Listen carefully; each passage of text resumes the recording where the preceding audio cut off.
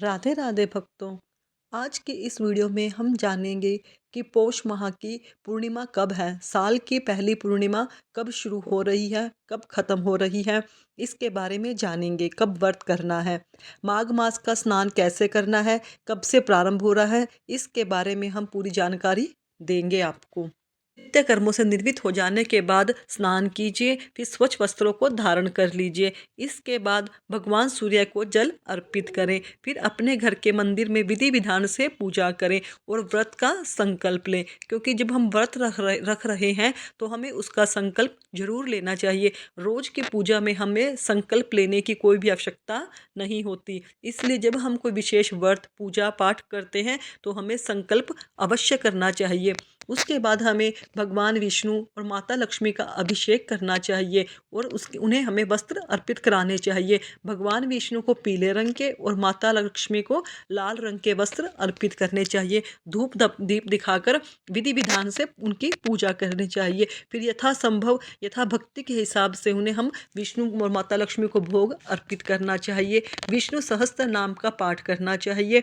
माता लक्ष्मी को प्रसन्न करने के लिए आपको श्री सुक्त या फिर कनक धारा स्तोत्र का पाठ करना चाहिए। इसके बाद उनकी आरती कर लेनी चाहिए। यह पूजा की बिल्कुल संक्षिप्त रूप से। अब आप चाहें तो इसी समय भगवान श्री हरि विष्णु और माता लक्ष्मी के सामने ही सत्यनारायण भगवान की कथा भी पढ़ सकते हैं।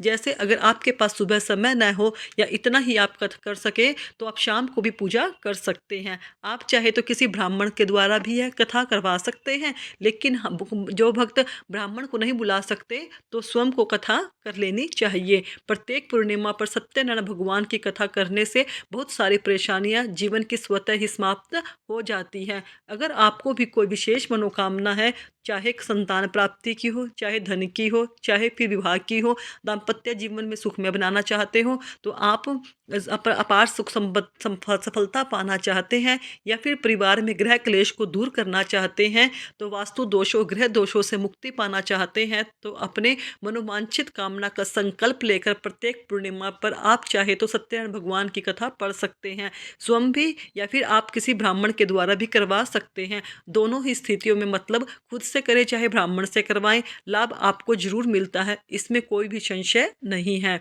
और सुबह की पूजा पूर्ण करने के बाद आरती करने के बाद आप फलाहार कर सकते हैं। इसी प्रकार से अपनी इच्छा अनुसार फलाहार और के द्वारा पूर्णिमा का व्रत आप कर सकते हैं।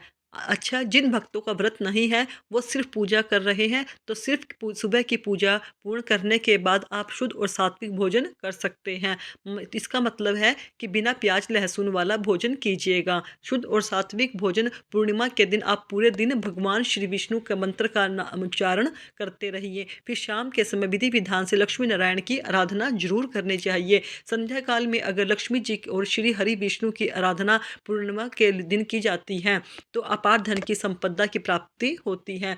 घर में स्थिर लक्ष्मी और श्री हरि विष्णु का वास हो जाता है। और फिर शाम को चंद्रमा को अर्घ्य देकर आप अपना व्रत खोल सकते हैं। अच्छा, जिन भक्तों का व्रत नहीं है उन्हें भी शाम को चंद्रमा को अर्घ्य देना चाहिए। इसके लिए दूध में आपको कच्चा दूध लेना है, उसी दूध में थोड़ा सा जल मिला लीजिए और फिर थोड़े से अक्षत और मिश्री डालकर चंद्रदेव के दर्शन करते हुए उन्हें अर्घ्य दीजिए। ओम सोम सोमाय नमः, ओम चंद्रमा से नमः, इस मंत्र से आप चंद्रमा को अर्घ्य दे सकते हैं। ठीक है, तो अर्घ्य सबको देना है, व्रत करते हैं तो भी, नहीं करते हैं तो भी, उन्हें भी चंद्रमा को अर्घ्य जरूर देना चाहिए। इससे आपके जीवन में किसी भी प्रकार की मानसिक परेशानी हो तो उससे आपको मुक्ति मिलती है। पति पत्नी के रिश्ते खराब हैं तो चंद्रदेव को अर्घ्य पति पत्नी दोनों मिलकर दें, इससे दाम्पत्य जीवन सुखमय होता है। घर में स्थिर लक्ष्मी का वास भी होता है, सुख समृद्धि मिलती है। अगर आपकी कोई विशेष कामना है तो चंद्रमा को अर्घ्य देते समय अपने मन की कामना भी कर सकते हैं। फिर जिन भक्तों का व्रत है वह चंद्रमा को अर्घ्य देने के बाद अपना व्रत खोल सकते हैं। पूर्णिमा तिथि के दिन आपको अपने घर में खीर अवश्य बनानी चाहिए। शाम के समय विशेष रूप से जब आप माता लक्ष्मी की आराधना करते हैं तो खीर का भोग अवश्य लगाना चाहिए। फिर माता का प्रसाद आप सबको परिवार में वितरित करना चाहिए। और अब जानते हैं कि पूर्णिमा तिथि कब प्रारंभ हो रही है, अब कब समाप्त हो रही है। पूर्णिमा का व्रत हमें कब धारण करना चाहिए। पौष मास की पूर्णिमा तिथि प्रारंभ हो रही है 13 जनवरी को सुबह 5:03 पर।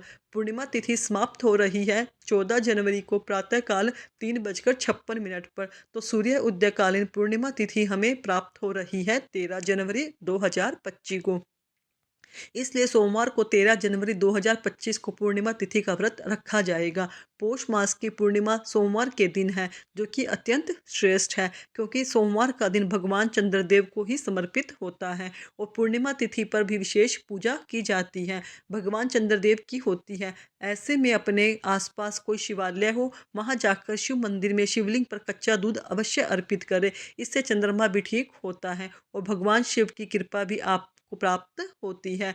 13 जनवरी को सूर्यकाल का समय आपको प्राप्त हो रहा है। सुबह 7:14 पर सूर्यास्त का समय है। शाम को 5:56 पर चंद्रमा के दर्शन करके उन्हें अर्घ्य देकर व्रत खोला जाता है। चंद्रोदय का समय आपको प्राप्त हो रहा है 13 जनवरी को शाम 5:20 पर। पौष पूर्णिमा पर ब्रह्म मुहूर्त में स्नान करना चाहिए। ब्रह्म मुहूर्त का समय आपको प्राप्त हो रहा है सुबह 5:38 से 6:26 तक। 13 जनवरी को अभिजित मुहूर्त आपको प्राप्त होगा दोपहर 12:04 से दोपहर 12:56 तक। इस मुहूर्त में आप कोई भी शुभ कार्य कर सकते हैं।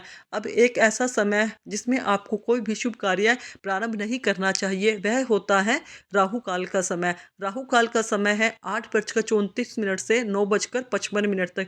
इस समय में कोई भी शुभ कार्य नहीं करना चाहिए। यह समय सुबह का समय है। अगर आप पहले से कर रहे हैं तो आप कर सकते हैं, कोई दिक्कत नहीं है। 13 जनवरी 2025 को पौष पूर्णिमा है। स्नान, दान, दीप इत्यादि का कार्य हमें जरूर करना चाहिए। इसके अलावा पूर्णिमा व्रत इस दिन धारण करना है, जो भक्त माघ मास का स्नान प्रारंभ करना चाहते हैं। माघ मास का स्नान 13 जनवरी से ब्रह्म मुहूर्त से आप अपने माघ मास का स्नान प्रारंभ कर सकते हैं।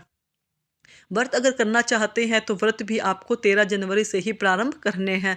ठीक है। माघ मास के स्नान, दान और पूजा विधि की संपूर्ण जानकारी आपको मेरी अगली वीडियो में मिलेगी। हाँ, प्रतिदिन माघ मास की कथा महात्म आपको मेरे चैनल पर सुनाया जाएगा। 13 जनवरी 2025 सोमवार से ही प्रयागराज में महाकुंभ का प्रारंभ हो रहा है। जो कोई भी भक्त, जो कोई वहाँ जाकर स्नान करेंगे, लेकिन अगर आप नहीं भी जा